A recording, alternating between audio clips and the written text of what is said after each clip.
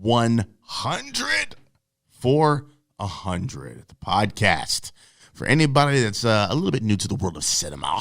If you want to be all fancy about it, use the fancy terms.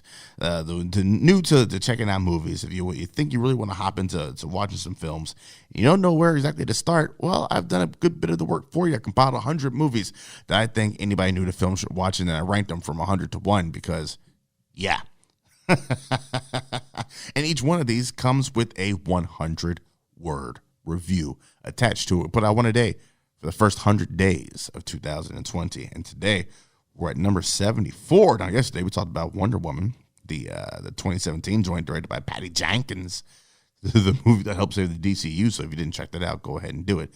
But today we're on 74. And 74 gives us The Iron Giant. That's right. The Iron Mother Effin' Giant. 1999, directed by Brad Bird, which I think is his first full-length movie. Not 100% certain on that, so don't quote me on it, but it's definitely one of his earliest, if it is not his first. Man, this movie. A second Brad Bird movie in our UFOR, or of our list of movies today. The first one being The Incredibles. There we go. Oh, took me a second to pull that out there. But yeah, 1999 is The Iron Giant. Let's check out this 100-word review, shall we? The film that put Brad Bird on the map. The Iron Giant is one of the best A Boy and His Dog stories ever told. Based on the 1968 novel, Bird uses animation to bring the story to life, aided by a stellar cast of voice actors. As is the case with some of the finest science fiction stories, Iron Giant makes use of a giant interstellar robot to put a lens to the nature of humanity itself. The film manages to explore the themes of what it means to have a choice while still being a refreshingly entertaining adventure.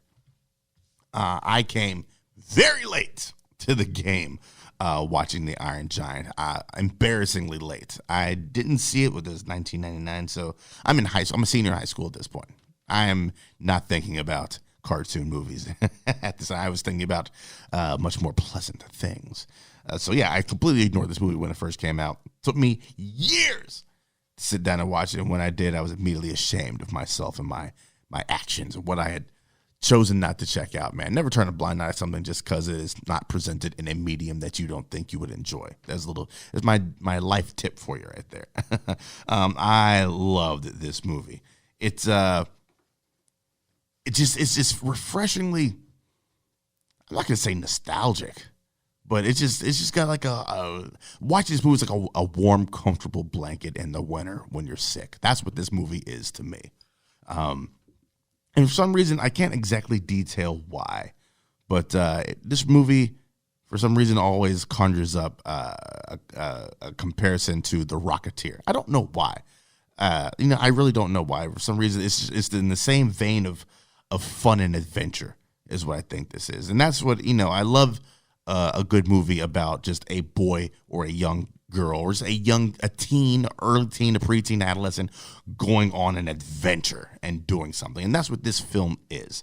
And then you have Vin Diesel putting in that Vin Diesel work, which is just Iron Giant is just one giant, audition tape for Groot. He doesn't have a whole lot to do in this, but what he does do is excellent. You got Harry Connick Jr. voicing a character in there. Oh, man. And other people voicing other characters. But yeah, it's one that you can just sit down with the family if you have kids yourself, or hell, if you just want to curl up with a significant other, or just throw it on a Saturday afternoon. I think Iron Giant is a great fun movie just to watch and just get lost into the movie. Just let it envelop and wash over you. That's really all I can say about this joint. It's when you sit down and you enjoy, man. You curl up with something nice and a nice cup of coffee or hot chocolate in your hands, and just let it wash over you. The Iron Giant.